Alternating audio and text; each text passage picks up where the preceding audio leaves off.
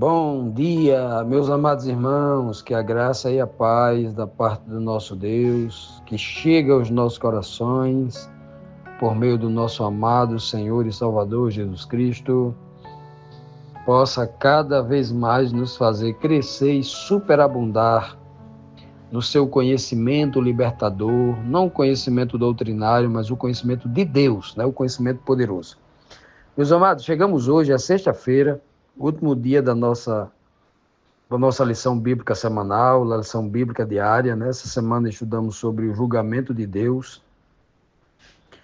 E ontem, especificamente, na quinta-feira, nós vimos aqui duas falas muito duras de juízo, da parte de Deus para com o seu povo, quando ele deixa bem claro, que ia se levantar para pleitear contra o seu povo, para julgar não só o povo o judeu, o povo de Israel, mas os povos do mundo todo, começando pelo seu professo povo, que entrar em juízo contra os anciãos, contra os príncipes, que estavam explorando o pobre, tomando o espólio do pobre, esmagando e moendo os pobres, e o Senhor aqui dá até uma chancela. Sabe aquela chancela de cartório que o juiz dá? Faça-se, ele fala assim, diz o Deus dos exércitos, o Senhor, Deus dos exércitos. Quem está dizendo é ele, uma promessa de forma muito clara aqui através do profeta Isaías. E vimos também quando o Senhor diz bem claro que as filhas, não só os líderes, os anciãos, os príncipes, a liderança de Israel, liderança religiosa e liderança política, civil, mas também as filhas de Sião, no plural, filhas, As 12 tribos, não só os líderes, mas também todo o povo, estavam se exaltando, obviamente pelo mau exemplo, dos líderes, estavam se exaltando, esquecendo do Senhor, voltando olhares para outros deuses, para outras nações, andando com o pescoço erguido, os olhares imprudentes, enamorando, o pecado das outras nações, andando, caminhando de forma a tilintar os pés ali, chamando a atenção, mostrando claramente que ela estava apaixonada, as filhas estavam apaixonadas pelo mundo, já tinham abandonado o Senhor, no coração já tinham abandonado e tal, Que situação terrível. Essa era a situação do povo que o Senhor está julgando. E hoje, dando continuidade a essa narrativa, a essa mensagem, é compreender o que o Senhor está querendo dizer, não só para a igreja do passado, mas para a igreja de hoje, que é o que nos interessa, Se isso aqui foi escrito só para o passado, a gente não tem interesse nenhum, mas isso aqui também foi escrito para nós. A história se repete, Então a gente precisa entender isso aqui. Então a pergunta 11 diz, o que o Senhor fará às filhas de Sião? Segunda pergunta, por que elas vão cheirar mal? Então o que é que o Senhor vai fazer com ela depois de ele constatar toda essa maldade que elas estavam fazendo? O verso aqui de Isaías 3, 17 a 24, diz assim, por isso eu, o Senhor, vou castigá-las. Castigá-la por quê? Os versos anteriores. Está andando de forma indecente, orgulhosa, para atrair o Senhor com outros, Aí ele diz, vou castigá-las. Raparei a sua cabeça e as deixarei carecas. Porque elas tinham, a beleza da mulher estava muito no cabelo, então a aparência exterior. Ela vai perder a questão da coisa interior, Naquele dia o Senhor tirará das mulheres de Jerusalém todos os seus enfeites, Por isso que ela andava com os pés tilitando, Os que elas usam nos tornozelos, está aqui, ó. Por isso que ela andava com os pezinhos tilitando, versículo anterior. Os que elas usavam nos tornozelos e na cabeça. Por isso que ela andava de cabeça erguida, com o pescoço levantado, os colares no pescoço. Os brincos e as pulseiras. Não usarão roupas finas, mas roupas feitas de pano grosseiro. Ou a gente diria hoje de estopa ou de pano de saco, A beleza delas vai virar uma feiura de dar vergonha. Então veja aqui, meus amados, que muita gente preso à letra morta, sem discernimento espiritual, vai pegar este verso para dizer, tá vendo? Deus está dizendo que a mulher não pode usar pulseira, tornozeleira, colares, brincos, tiara no cabelo, etc., broche na roupa, não sei o que, tal. O texto não quer dizer isso, o texto está falando numa linguagem comparativa espiritual. O texto está tentando trazer uma mensagem. Não é que eu esteja aqui defendendo que a mulher tem que andar toda enfeitada de ouro, pulseira. Não estou falando nada disso. Eu estou dizendo que o texto aqui tem uma mensagem espiritual mais profunda. Está falando de questões espirituais, de questão moral, e não de objeto físico sobre o corpo. É só uma comparação. Não é? Deixar bem claro isso. Então, quando ele diz... até porque Deus nunca deixou ninguém careca. Quando foi que Deus rapou a cabeça de alguma mulher lá em Jerusalém? E se Deus fosse rapar a cabeça da mulher aqui, e a cabeça do ancião, que era um homem? Cabeça do ancião aqui, que está falando contra o ancião e os príncipes. Não tinha mulher anciã que liderasse, não tinha príncipe mulher, era homem. Então veja que ele está falando aqui numa linguagem tipológica.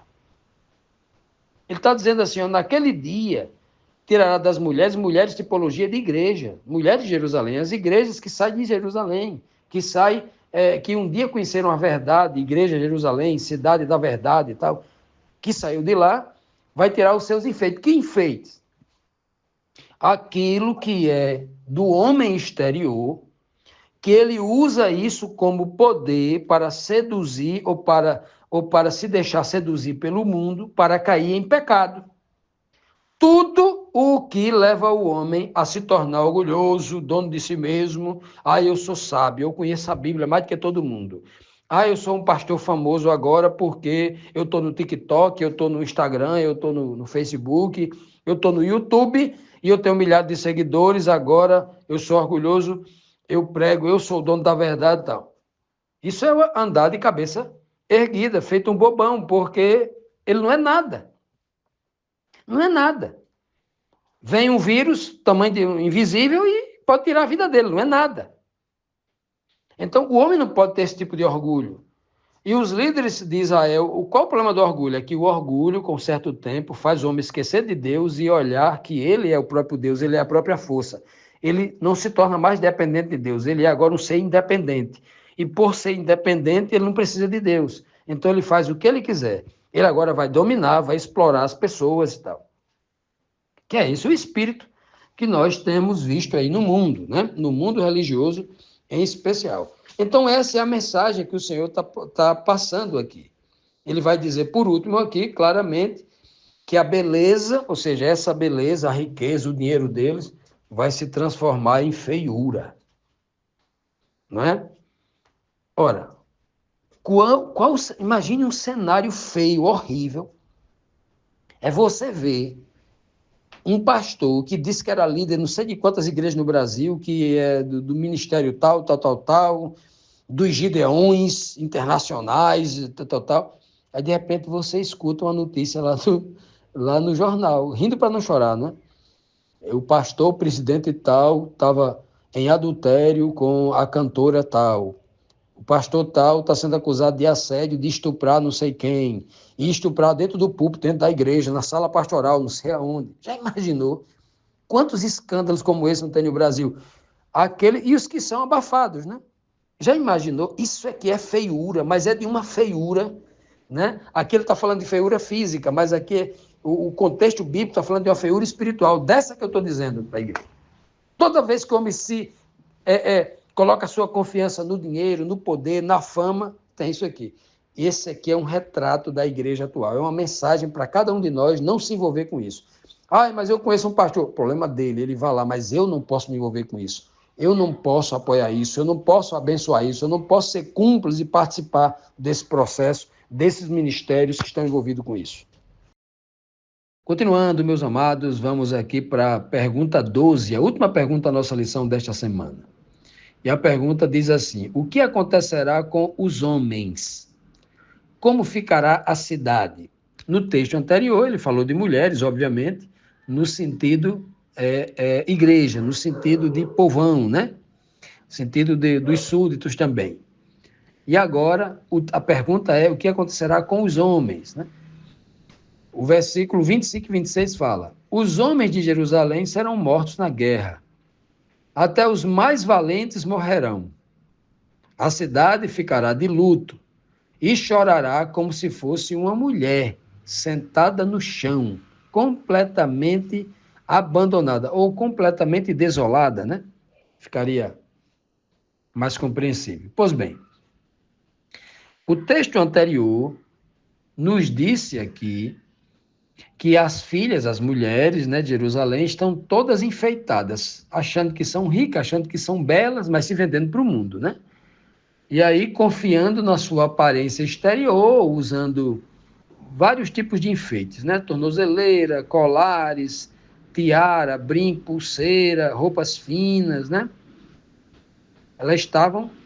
As igrejas estavam muito assim, colocando para fora o, o exterior, né? A mulher exterior, o homem exterior estava sendo exposto.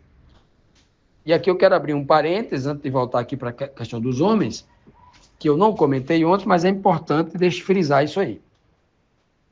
As igrejas de hoje são comparadas a mulheres, né? A noiva de Cristo, as mulheres, as filhas de Sião, né? Lá no Apocalipse 17, a grande igreja em apostasia, a prostituta mãe, ela tem filhas, as igrejas filhas, que também são prostitutas. Mãe das meretrizes, no plural, né? Então, estas mulheres, quando ela apresenta os seus enfeites, é como uma igreja rica e poderosa, que ao invés de apresentar toda a glória a Deus e a Cristo, as igrejas falam assim, apresentando seu próprio mérito, a sua pulseira, a sua joia, né? Ela fala assim, olha, a nossa igreja tem um centro de formação, a melhor universidade teológica do país. Nós temos grandes escolas, nós temos os melhores hospitais, nós temos as melhores a melhor rede de rádio, nós temos a melhor televisão, nós temos a melhor mídia, nós temos a melhor organização, nós temos os melhores pastores, nós temos os... Ela sempre apresenta seu próprio mérito, seus próprios enfeites, que não valem nada. A igreja ela não está para falar dela, do que ela tem que apresentar o Cristo, para que então o povo conheça a Deus, o Pai de Cristo, que é o que Cristo veio fazer aqui, revelar o Pai. Infelizmente, nós temos visto muita coisa diferente do Santo Evangelho. O Evangelho que está aí é o Evangelho dos homens. Está faltando a gente pregar o Evangelho de Cristo, o que vem da Bíblia, não o que vem da tradição religiosa estabelecida em mais de um milênio. E aí, meus amados, o Senhor vai dizer assim, as mulheres se tornarão feias, depois de desmascarada, mostrar o seu caráter, né? Mostrar que é uma podridão moral ali por trás, é uma feiura toda, né? Os homens aí pagarão o seu preço também, né? Os homens de Jerusalém, os religiosos, serão mortos na guerra. Que guerra? Não vencerão o pecado, porque Paulo disse que a nossa guerra, lá no aspecto literal da antiga Jerusalém, era a guerra mesmo. Era uma guerra literal. O soldado de Babilônia viria e mataria o soldado de Jerusalém. Mas na tipologia, que é a mensagem espiritual profunda, que cabe para nós hoje, tem um outro tipo de guerra, que é a pior de todas, que é a que tira o homem da vida eterna.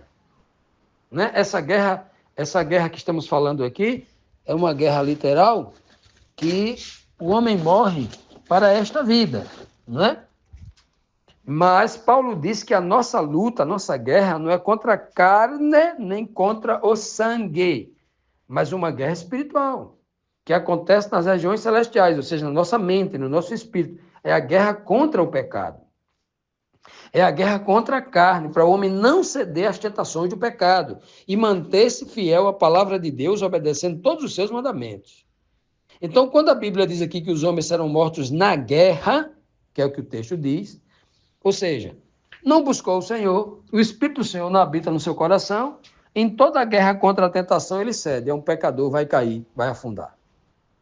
Não é o que nós temos visto aí? Acontecendo todo dia, em todas as igrejas. Os homens que dizem que são santos, que é um caindo após o outro, é um escândalo após o outro. É tanto escândalo que a igreja acha que é normal, né? Aí já inventaram uma nova pregação. Não, mas ele é humano, ele pode cair, ele pode pecar, ele é um ser humano comum como todos os outros. Aí tornou-se moda agora, né? A maioria dos líderes, a grande parte deles envolvida em coisa errada, porque se tornou normal. Já imaginou? Pois é o que o texto está dizendo aqui. Ele diz que até os mais valentes morrerão, até os pastores presidentes, até os mais valentes, os mais ricos, os mais famosos, os mais altos, até esses vão se perder na guerra, viu? Na guerra espiritual. Até os mais valentes cairão aí, irão morrer. A cidade, a instituição ficará de luto, envergonhada, né? E chorará. E só o que tem é a igreja chorando aí, né? As pessoas denunciando as suas religiosidades, os maus tratos, a exploração, e a igreja sendo envergonhada nos 4 cantos do mundo. Só o que tem hoje são pessoas gentílicas criticando as igrejas, sem acreditar nas igrejas, sem acreditar nos crentes. Por quê? Por culpa deles mesmos. Como diz lá como disse lá o estadista indiano chamado, né, Gandhi, ele disse que o grande problema do cristianismo era os cristãos. Olha só, o problema do cristianismo é o cristão, ou seja, os cristãos não vivem a doutrina de Cristo, né? E aí ele faz uma crítica muito dura, mas também com um pé de verdade, com algo que é verdade, que ele disse. Tem um pouco de verdade na sua fala, né? Não são todos, a gente não pode generalizar, porque tem cristão fiel, homem de Deus mesmo, mas a maioria tem dado munição para que o inimigo ataque a igreja, para que a igreja caia e seja envergonhada, né? Os homens chorarão como mulher, como se fosse uma mulher, né? Sentada no chão e desolada. Então, isso é o que acontece com aqueles que abandonam a palavra do Senhor, não confiam mais no Senhor e confiam em si mesmo, no seu orgulho, na sua força, no seu dinheiro, na sua fama. O fim só é esse, não tem outro.